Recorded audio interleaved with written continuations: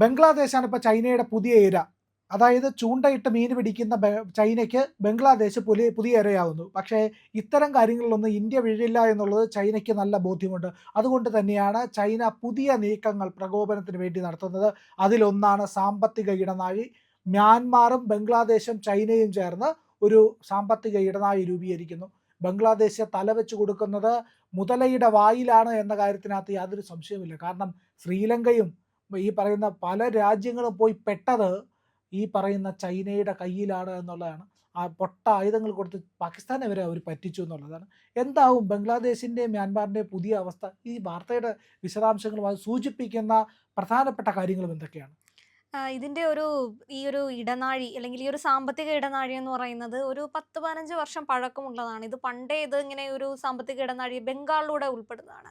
അപ്പോൾ ബംഗാൾ ഉൾക്കടലിലൂടെ ഉൾപ്പെടുന്ന ഈ ഒരു ഇടനാഴിയെ പറ്റിയിട്ട് പണ്ട് ചിന്തിക്കുന്ന സമയത്ത് ഈ ഇതിൽ ഒരു പേരൂടെ ഉണ്ടായിരുന്നു. ഇന്ത്യ കൂടി ഉൾപ്പെടുന്നതായിരുന്നു. പക്ഷേ ഇപ്പോൾ ഈ ജൂൺ 22-ാം തീയതി താരിഖ് റഹ്മാൻ ബംഗ്ലാദേശിൽ നിന്ന് അവരുടെ പ്രധാനമന്ത്രി താരിഖ് റഹ്മാൻ അവിടേക്ക് ചൈന സന്ദർശിക്കും. അപ്പോഴാണ് ഈ ഒരു സാമ്പത്തിക ഇടനാഴിയെ പറ്റിയിട്ട് വീണ്ടും ചർച്ചകൾ രൂപപ്പെടുന്നതും വീണ്ടും അത് ആ ഒരു പദ്ധതി ഉണ്ടാവാം അല്ലെങ്കിൽ വീണ്ടും ആ ഒരു പദ്ധതിക്ക് വീണ്ടും ഒരു ഉണർവ് നൽകാനായിട്ടുള്ള തീരുമാനം ഉണ്ടാവുന്നത്.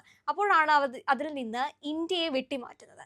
ഇന്ത്യ ഉൾപ്പെടുത്താതെ തന്നെ ചൈന, മ്യാൻമാർ, ബംഗ്ലാദേശ്, അപ്പൊ ഈ 3 രാജ്യങ്ങളോട് ചേർന്ന് CMBC, അപ്പൊ അതാണ് ആ ഒരു പുതിയ സാമ്പത്തിക ഇടനാഴിയുടെ പേര്.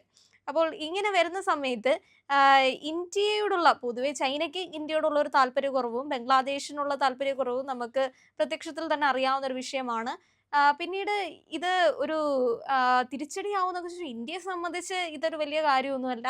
ഇത് ചർച്ചകൾ ഉണ്ടാവുന്ന സമയത്ത് ഇതെല്ലാ രാജ്യങ്ങൾക്കും ഉപകാരപ്പെടുന്ന ഒരു കാര്യമാണ്. ഒരു സാമ്പത്തിക ഇടനാഴി ഉണ്ടാവുന്ന സമയത്തേക്ക് അത്രത്തോളം ഒരു രാജ്യത്തിന്റെ പുരോഗതിക്ക് കൂടി ഉണ്ടാവുന്ന മാറ്റങ്ങൾ കൂടി ഉണ്ടാവും. പുരോഗതി സംഭവിക്കും എന്നുള്ളതാണ്, പുരോഗതിക്ക് മുന്നേറ്റം ഉണ്ടാവാൻ സഹായിക്കുന്നതാണ് ഇത്തരം ഇടനാഴികൾ. പക്ഷെ ഇതില് ഇന്ത്യ ഇപ്പോ വെട്ടി മാറ്റാനുള്ള ഒരു സാഹചര്യം എന്താണെന്നൊന്നും അവർ പറഞ്ഞിട്ടില്ല. എന്തുകൊണ്ടാണ് ഇന്ത്യ ഉൾപ്പെടുത്താതിരിക്കുന്നത് അല്ലെങ്കിൽ ചർച്ച വരുന്ന സമയത്ത് ആദ്യ സമയത്ത് ഈ 4 രാജ്യങ്ങൾ എന്നൊക്കെ ഉള്ളത് ഇന്ത്യ ഉൾപ്പെടുന്ന സമയത്ത് ഇന്ത്യ കൂടെ ഉണ്ടായ ആ ഒരു ചർച്ച എന്തുകൊണ്ടാണ് 10 വർഷങ്ങൾക്ക് അല്ലെങ്കിൽ 15 വർഷങ്ങൾക്ക് ഇപ്പുറത്തേക്ക് വന്നപ്പോൾ ഇന്ത്യയെ ഒഴിവാക്കുന്നത്? അങ്ങനത്തെ വിശദാംശങ്ങളൊന്നും ഇവര് പറഞ്ഞിട്ടില്ല. ആകെ പറഞ്ഞിട്ടുള്ളത് ഇത് ഉണ്ടായിക്കഴിഞ്ഞാൽ, ഈ സാമ്പത്തിക ഇടനാഴി വന്നു കഴിഞ്ഞാൽ ഇതുകൊണ്ട് ചൈനയ്ക്കും ബംഗ്ലാദേശിനും മ്യാൻമറിനും വലിയ രീതിയിൽ മുന്നേറ്റങ്ങൾ ഉണ്ടാവും, കൂടുതൽ പുരോഗതി ഉണ്ടാകും എന്നാണ്. അപ്പോൾ നമുക്കറിയാം നമ്മുടെ ബോർഡറിൽ ഈ ബംഗ്ലാദേശുമായിട്ട് ഇന്ത്യക്കുള്ള പ്രധാന പ്രശ്നങ്ങൾ നമുക്കറിയാം. അത് ഒരു സ്വാഭാവിക പ്രശ്നങ്ങളാണ്. നമ്മുടെ രാജ്യത്തേക്ക് ഒരു വിഭാഗം ആളുകൾ ഇങ്ങനെ കടന്നു കയറിക്കൊണ്ടിരിക്കുന്ന സമയത്ത് നമ്മുടെ പൗരന്മാരുടെ എല്ലാ സമ്പത്തും ഉപയോഗിച്ച് ഇവിടെ സുഭിക്ഷമായി കഴിഞ്ഞ് നമ്മുടെ രാജ്യത്തിന് നേരെ ഒരു ഭീകരപ്രവർത്തനങ്ങളൊക്കെ കാഴ്ചവെക്കുന്ന സാഹചര്യം വരുമ്പോൾ തിരിച്ച് അവരുടെ രാജ്യത്തേക്ക് പറഞ്ഞു വിടുന്നതെന്ന് പറയുന്നത് ഒരു രാജ്യ സുരക്ഷയെ സംബന്ധിച്ചൊരു വിഷയമാണ്. അപ്പം നമ്മൾ അങ്ങനെയാണ് അത് ചെയ്യുന്നത്. അപ്പോൾ അതിൽ എന്തായാലും ബംഗ്ലാദേശിന് കൃത്യമായ ഒരു ദേഷ്യം ഇന്ത്യയോടുണ്ട്. അപ്പോൾ അത് പ്രത്യക്ഷത്തിൽ വന്ന് ഞങ്ങളുടെ പൗരന്മാരെ ഇവിടെ നിർത്തണമെന്ന് അവർക്ക് പറയാൻ പറ്റുന്നുമില്ല. അപ്പോൾ അങ്ങോട്ടേക്ക് ഈ ആൾക്കാരൊക്കെ വന്ന് കയറുന്ന സമയത്തേക്ക് ഇവരെ ഇവിടെ നിർത്തണ്ടേ? ഇത്രയും നാള് ഒരു 3, 4 ആൾക്കാരൊന്നും അല്ലല്ലോ വരുന്നത്. ലക്ഷക്കണക്കിന് ആൾക്കാരല്ലേ ഇന്ത്യയിൽ നിന്ന് ബംഗ്ലാദേശിലേക്ക് പോയിക്കൊണ്ടിരിക്കുന്നത്. അപ്പോൾ അവരുടെ ഈ സാമ്പത്തിക സ്ഥിതി അല്ലെങ്കിൽ ഇത്രയും നാളും നിന്നുകൊണ്ടിരിക്കുന്ന ആ ഒരു വ്യവസ്ഥ അല്ലെങ്കിൽ ആ സ്ഥിതി മാറുവാണ്. അപ്പൊ അതിന്റെ ഒരു ദേഷ്യം കൃത്യമായിട്ട് ബംഗ്ലാദേശിന് ഇന്ത്യയോടുണ്ടെന്നുള്ളതാണ് സത്യാവസ്ഥ. അതിന്റെ ഇടയിലാണ് ഈ ജൂൺ 22-ാം തീയതി മറ്റൊരു ശത്രു രാജ്യമായിട്ടുള്ള ചൈന, നമുക്ക് പ്രത്യക്ഷപരമായി നമുക്ക് ചൈനയുമായിട്ട് നല്ല ബന്ധങ്ങൾ നടത്തുന്നുണ്ട്, നല്ല ഇടപാടുകളുണ്ട്, പ്രശ്നങ്ങളൊന്നുമില്ല. പക്ഷെ എന്നിരുന്നാലും ചൈനയും ആവശ്യം എന്ന് പറയുന്നത് എങ്ങനെയെങ്കിലും ഒരു അവസരം കിട്ടുകയാണെങ്കിൽ ഇന്ത്യയുടെ ഭാഗങ്ങളൊക്കെ കിട്ടിയാൽ കൊള്ളാം എന്നുള്ള ഒരു സാഹചര്യത്തിൽ ഇരിക്കുന്ന രാജ്യമാണ് ചൈനയും. അപ്പോൾ ബംഗ്ലാദേശിന്റെ പ്രധാനമന്ത്രി അങ്ങോട്ടേക്ക് പോകുന്നു. അപ്പോൾ ഇങ്ങനെ ഒരു ചർച്ച വീണ്ടും, ഇങ്ങനെ ഒരു കാര്യം ഉണ്ടായിരുന്നല്ലോ, അല്ലെങ്കിൽ ഇത് നമുക്ക് ഒന്നുകൂടെ തുടങ്ങിക്കൂടെ, ഒന്നുകൂടെ ചിന്തിച്ചുകൂടെ എന്നുള്ള ഒരു സാഹചര്യം മുന്നിൽ കാണുന്നതും അപ്പോഴാണ് ഇനിയും നമുക്കത് വീണ്ടും തുടങ്ങാം അല്ലെങ്കിൽ ഇത് യാഥാർത്ഥ്യമാക്കാം. യാഥാർത്ഥ്യമാക്കുന്ന സമയത്ത് ഇതിന്റെ ഒരു പ്രശ്നം എന്ന് പറയുന്നത് ഇന്ത്യക്കുള്ള ഒരു കെണിയായിട്ട് കൂടെയാണ് ഇതിനെ നിരീക്ഷകരൊക്കെ കാണുന്നത്. ഇന്ത്യയെ ഈ ഒരു ഇടനാഴി കൂടുതലായിട്ടും ഇന്ത്യ ആക്രമിക്കാൻ അല്ലെങ്കിൽ ഇന്ത്യൻ ഷിപ്പുകൾ ഇങ്ങനെ ഒരു അക്രമ സാഹചര്യം കൂടെയാണ് ഇവർ അതെ. മുന്നിൽ പല കാണുന്നത്. ആക്രമണങ്ങൾക്കും സാധ്യതയുണ്ട്. അത് ചെയ്യാനൊക്കെ ആയിരിക്കും. പക്ഷേ അങ്ങനെ പ്രത്യക്ഷ യുദ്ധത്തിലേക്ക് ചൈന ഒരിക്കലും പോവില്ല. ഇതിന് കാരണം എന്ന് പറഞ്ഞാൽ ഇത്തരം പദ്ധതികളൊക്കെ മെനയുമെന്നുള്ളതല്ലാതെ ഇന്ത്യയുമായിട്ടൊരു ആക്രമണത്തിനോ യുദ്ധത്തിനോ ഒന്നും ചൈന നിൽക്കാനുള്ള സാധ്യത വളരെ കുറവാണ്. കാരണം ചൈനയ്ക്ക് സാമ്പത്തിക വളർച്ചയാണ് ലക്ഷ്യം. ചൈനയ്ക്ക് ഇന്ത്യയോടുള്ള ഭൂമിശാസ്ത്രപരമായ തർക്കങ്ങളുടെയൊക്കെ കാര്യത്തിനേക്കാൾ അപ്പുറം ഇന്ത്യ ഒരു ലോകശക്തിയാകുന്നതും ഇന്ത്യ ലോകത്തിൻ്റെ പ്രധാനപ്പെട്ട തീരുമാനങ്ങളിലെല്ലാം നിർണായക പങ്ക് വഹിക്കുന്നതും അതിനപ്പുറത്തേക്ക് ഇന്ത്യ വികസിക്കുന്നത്. അതായത് ഇന്ത്യയിലെ ജനങ്ങൾ ദാരിദ്ര്യമുക്തമാകുന്നു. അവിടെ സാങ്കേതികമായിട്ടുള്ള വിവര സാങ്കേതിക വിദ്യയായാലും ശരി തന്നെ, സൈനികമായിട്ടുള്ള സാങ്കേതിക വിദ്യകളായാലും ശരി, പ്രതിരോധ മേഖലയിലൊക്കെ വലിയ വളർച്ചയെ കൊണ്ടുവരുന്നത് ചൈനയ്ക്ക് സഹിക്കുന്നില്ല. കാരണം ഇന്ത്യ അടുത്ത ഏറ്റവും വേഗത്തിൽ വളരുന്ന ലോകത്തിലെ ഒരു സാമ്പത്തിക ശക്തിയാണ് ഇന്ത്യ. അങ്ങനെയൊക്കെ ഇന്ത്യക്ക് പുരോഗതി ഉണ്ടാകുമ്പോൾ അത് വലിയൊരു കണ്ണുകടിയായിട്ട് ചൈനയ്ക്ക് നിലനിൽക്കുന്നുണ്ട്. കാരണം ചൈന എന്ന മാർക്കറ്റിനേക്കാളേറെ ലോകം നോക്കിക്കാണുന്നത് ഇന്ത്യയാണ്. അപ്പോൾ ഇന്ത്യ വേഗത്തിൽ വളരുന്ന എക്കോണമിയാണ്. ഏറ്റവും വലിയ കൺസ്യൂമർ മാർക്കറ്റാണ് ഇന്ത്യയുടേത്. ഇന്ത്യൻ പ്രോഡക്റ്റുകൾ വളരെ ഗുണനിലവാരം പുലർത്തുന്നുണ്ട്. ചൈനീസ് പ്രോഡക്റ്റുകൾ പോലെയല്ല. ഏറ്റവും ചെറിയൊരു ഉദാഹരണം പറയാം. നിങ്ങൾ ഗൾഫിൽ ജോലി ചെയ്യുന്നവരോട് ചോദിക്കുക. അവിടെ ഇന്ത്യയിൽ നിന്നുള്ള ഫ്രൂട്ട്സും വെജിറ്റബിൾസും മറ്റു ഉൽപ്പന്നങ്ങളും എല്ലാം തന്നെ ലഭിക്കും. അതുപോലെ തന്നെ ഫിലിപ്പൈൻസിൽ നിന്നുള്ളത്, ചൈനയിൽ നിന്നുള്ളത്, മറ്റ് ഈ പറയുന്ന ട്രോപ്പിക്കൽ ക്ലൈമറ്റിലുള്ള രാജ്യങ്ങളിലുള്ളത് ഒക്കെ തന്നെ അവിടെ ലഭിക്കുന്നുണ്ട്. അങ്ങനെ ലഭിക്കുമ്പോഴും എന്താണ് പ്രശ്നം എന്നറിയാമോ? അതിനേക്കാളേറെ സ്വാദ് ഇന്ത്യയുടേതാണ്. അതിനേക്കാളേറെ ഗുണനിലവാരം ഇന്ത്യൻ പ്രോഡക്റ്റുകൾക്കാണ്. അപ്പോൾ ഇന്ത്യക്ക് ഇന്ത്യയുടേതായ ഒരു തനിമയുണ്ട്. ഇത് എല്ലാ മേഖലകളിലും ഉണ്ട് എന്നുള്ളതാണ്. ഇപ്പോൾ സംഭവിച്ചു കൊണ്ടിരിക്കുന്ന ഇൻഫർമേഷൻ ടെക്നോളജിയുടെ ആയാലും മറ്റ് ടെക്നിക്കൽ മേഖലകളിലെ ആയാലും ആയുധങ്ങളുടെ കാര്യത്തിലായാലും ഒരു തനിമ ഇന്ത്യക്കുണ്ട്, മേന്മ ഇന്ത്യക്കുണ്ട്. അതൊക്കെ ചൈനയ്ക്ക് ഒരു വെല്ലുവിളിയാണ്. ആ വെല്ലുവിളികളെ നേരിടാൻ വേണ്ടിയിട്ടാണ് ചൈന മ്യാൻമാറിനെയും ഈ പറയുന്ന ബംഗ്ലാദേശിനെയൊക്കെ വെച്ച് കളിക്കുന്നത്.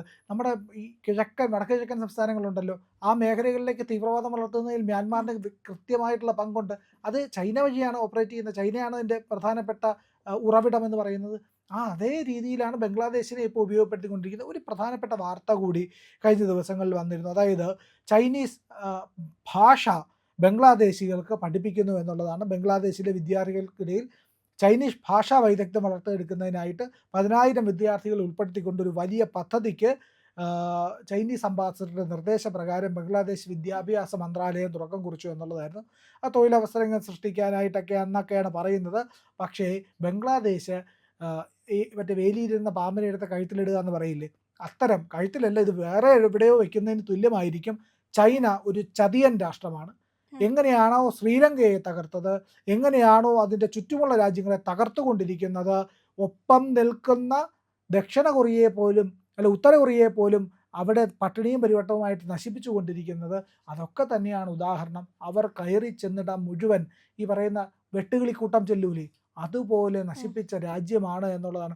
ഹോങ്കോങ്ങിൻ്റെ ഇപ്പോഴത്തെ അവസ്ഥ കൂടി നോക്കിക്കഴിഞ്ഞാൽ അത് കൃത്യമായിട്ട് മനസ്സിലാവും. അല്ല, തീർച്ചയായും ഇതില് ചൈനയോട് ചോദിക്കുന്നുണ്ട്, മാധ്യമപ്രവർത്തകർ ചോദിക്കുന്നുണ്ട്, ഈ പുതിയ പദ്ധതിയിൽ ഇന്ത്യക്ക് ചേരാൻ കഴിയുമോ എന്ന് ചോദിക്കുന്നുണ്ട്.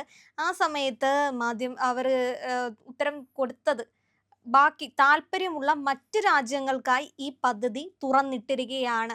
അതിനർത്ഥം ഇന്ത്യ ഒഴികെ മറ്റേത് രാജ്യമാണെങ്കിലും ഈ പദ്ധതിയിൽ ചേരാൻ സാധിക്കും. പക്ഷെ ഇന്ത്യക്ക് ഞങ്ങൾ ഈ വാതിൽ തുറന്നു കൊടുക്കില്ല. നമുക്ക് ചൈനയുടെ ആവശ്യമില്ല. ഇന്ത്യ അതേ മറുപടി പറയുള്ളൂ. ചൈനയെ ഞങ്ങൾ കൂട്ടണ്ട. ചൈനയെ ഞങ്ങൾ കൂട്ടിയില്ലെങ്കിൽ ചൈനയ്ക്കാണ് വെല്ലുവിളി എന്നുള്ളത് ചൈനയ്ക്കറിയാം. അതുപോലെ തന്നെ രാജ്യങ്ങൾ തമ്മിലുള്ള ബന്ധവും സാമ്പത്തിക സഹകരണവും മാത്രമാണ് ഈ പദ്ധതിയുടെ ഏക ലക്ഷ്യം. ഇതിനകത്തിൽ ഇവർ തുറന്നു പറയുന്നത് ഇത് ഇന്ത്യക്കെതിരെയായിട്ടുള്ള കെണിയൊന്നുമല്ല, പ്രശ്നമൊന്നുമില്ല. ഞങ്ങൾ ബാക്കിയുള്ള രാജ്യങ്ങളുമായിട്ട് ഞങ്ങളുടെ സൗഹൃദവും സാമ്പത്തിക സഹകരണവും ഒക്കെ ഒന്ന് മെച്ചപ്പെടുത്താൻ വേണ്ടിയിട്ടാണ് ഇപ്പോൾ ഈ ഒരു പദ്ധതി ഉള്ളത്. 15 വർഷം മുമ്പ് ഇന്ത്യയും കൂടെ ഉണ്ടാവണമെന്ന് ഉണ്ടായിരുന്നു.